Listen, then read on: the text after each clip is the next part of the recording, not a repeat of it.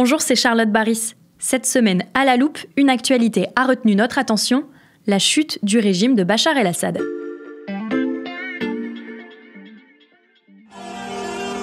Dimanche 8 décembre 2024, après 13 ans de guerre civile, plus de 500 000 morts et 12 millions de déplacés, la dictature de Bachar el-Assad en Syrie s'est effondrée. En à peine 10 jours, le groupe HTC, Hayat Tahrir al-Sham, s'est emparé des plus grandes villes du pays jusqu'à atteindre Damas, la capitale. Et alors que ses membres saisissaient le pouvoir, le président Assad, lui, fuyait en direction de la Russie. Face à des Syriens en liesse, le HTC, auparavant proche d'Al-Qaïda, assure qu'il s'est détourné du terrorisme international et promet une transition des institutions. Mais la chute de la dynastie Assad n'est pas seulement un bouleversement pour la Syrie, c'est toute la région qui entre dans une nouvelle ère. Alors, qui sont les gagnants et les perdants de cette nouvelle donne syrienne ? Pour répondre, j'ai fait appel à Charlotte Lalanne, journaliste au service Monde de l'Express. Bonjour Charlotte. Bonjour. On l'entend depuis quelques jours, la fin du régime de Bachar el-Assad, c'est un revers surtout pour l'Iran. Alors, est-ce que tu peux nous expliquer pourquoi ? L'Iran, c'est le dernier domino au sein du fameux axe de la résistance face à Israël, axe composé du Hamas palestinien, du Hezbollah au Liban, des Houthis au Yémen et puis des milices chiites en Syrie et en Irak, et bien sûr donc du régime de Bachar el-Assad. Et depuis le 7 octobre, cette ceinture chiite est largement fragilisée. Le Hamas a perdu des milliers d'hommes et le contrôle sur son enclave. Tous ses chefs ont été éliminés, ses combattants se terrent dans des tunnels. La Syrie était le couloir par lequel l'Iran acheminait son soutien logistique et armé à la fois au Hamas à Gaza, mais aussi au Hezbollah libanais. Oui, on en a parlé ces derniers mois dans la loupe, le Hezbollah aussi est en grande difficulté. Et oui, c'est la deuxième réplique qui a eu lieu au Liban de la riposte donc israélienne. L'armée israélienne a pilonné l'opposition du Hezbollah et au passage beaucoup de victimes civiles. Et le leadership du Hezbollah a été décapité, à commencer par son chef, Hassan Nasrallah. Qu'est-ce qui reste maintenant ? Il y a les Houthis, au Yémen on en a parlé, mais ils ont leur propre agenda, ils sont relativement loin en fait de l'Iran. Et puis les milices chiites irakiennes qui finalement, on l'a vu, n'ont pas pu intervenir lorsque le régime de Bachar el-Assad a été menacé. Et justement, après la chute du régime, on a vu ces images assez frappantes de l'ambassade iranienne à Damas, attaquée par les rebelles syriens, des portraits du guide suprême Ali Khamenei et de l'ayatollah Khomeini au sol. Évidemment, c'est tout un symbole et tout cela change la stratégie, évidemment, de l'Iran au Moyen-Orient. Charlotte, parmi les alliés de l'Iran et de la Syrie, il y a la Russie. Est-ce qu'on peut donc parler d'une défaite aussi pour Moscou ?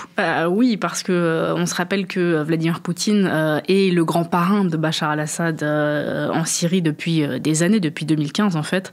Mais la donne a changé depuis février 2022, depuis l'invasion à grande échelle de la Russie en Ukraine.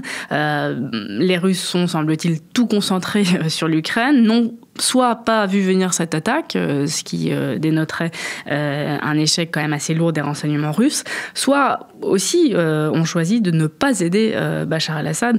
Et ça, évidemment, ça a de quoi inquiéter les autres alliés, les autres États clients de Vladimir Poutine. La Centrafrique, le Mali, le Burkina Faso, le Niger, tous ces États qui, justement, ont fait appel à ce fameux bouclier russe. Et on peut imaginer que un certain nombre de ces leaders regardent aujourd'hui la disgrâce de Bachar avec une pointe d'appréhension. Et puis la Russie a aussi besoin de la Syrie pour des raisons plus militaires. Et pourquoi ça ? Eh bien parce que la Russie a deux bases qui sont extrêmement stratégiques en Syrie, sur la côte méditerranéenne, et dont l'avenir est incertain aujourd'hui. D'abord, une base aérienne qui est un hub logistique vers l'Afrique. C'est grâce à cet aérodrome militaire que les forces russes arrivent à projeter leurs hommes et leurs équipements en Afrique, et il n'y a pas vraiment d'alternative en fait. Et puis il y a la base maritime de Tartous, qui est une emprise très importante sur la Méditerranée, sur une mer chaude, c'est-à-dire libre de glace toute l'année, ce qui pour la Russie évidemment est très important et stratégique. Et les perdre pourrait mettre à mal le dispositif militaire du Kremlin en Méditerranée, au Moyen-Orient et en Afrique, donc une perte importante. Charlotte, est-ce qu'on peut dire qu'il y a des gagnants à cet effondrement du régime en Syrie ? Justement, la Turquie de Recep Tayyip Erdogan, qui a, selon toute vraisemblance, soutenu le HTC, formé, probablement financé les rebelles dans le nord pendant des années. La Turquie n'a, semble-t-il, pas orchestrer toute cette offensive et surtout certainement pas anticiper la vitesse à laquelle les rebelles avanceraient et ni même la chute en fait du régime. Ce qui est sûr, c'est que les Turcs échangent certainement avec les rebelles depuis des années, on a dit, mais en ce moment même aussi, et notamment peut-être sur des aspects politiques. Pour l'instant, le HTC dit vouloir maintenir les fonctionnaires, maintenir les institutions, et on peut peut-être voir là l'influence de la Turquie. Et globalement, au sein du Moyen-Orient, la position de la Turquie en Syrie, est-ce que c'est un avantage ? Et oui, parce que Erdogan a des ambitions d'influence sur la région, veut devenir un acteur influent de la région. Ce qui se passe en ce moment montre certainement que c'est le cas. C'est pas seulement la région. Erdogan a des ambitions de puissance mondiale, en fait, avec toujours cette idée de se balancer entre les partenaires occidentaux et les autres partenaires, même si c'est pas toujours sans risque. Ça peut être assez acrobatique même, mais il y a cette obsession de l'autonomie stratégique version turque. Ça fait quand même très longtemps que la Turquie n'a pas bénéficié d'une telle influence. Charlotte, est-ce qu'il y a d'autres acteurs qui peuvent tirer profit de la chute d'Assad ? Eh bien, l'État d'Israël, on a entendu ces derniers jours dans le narratif des autorités que la chute de Bachar al-Assad, c'était une victoire liée à toutes les opérations de l'armée israélienne avant. Au-delà de ça, pour Israël, c'est quand même aussi le sentiment dans l'immédiat d'avoir éliminé un autre adversaire de taille. Ça affaiblit l'axe de résistance de son ennemi iranien.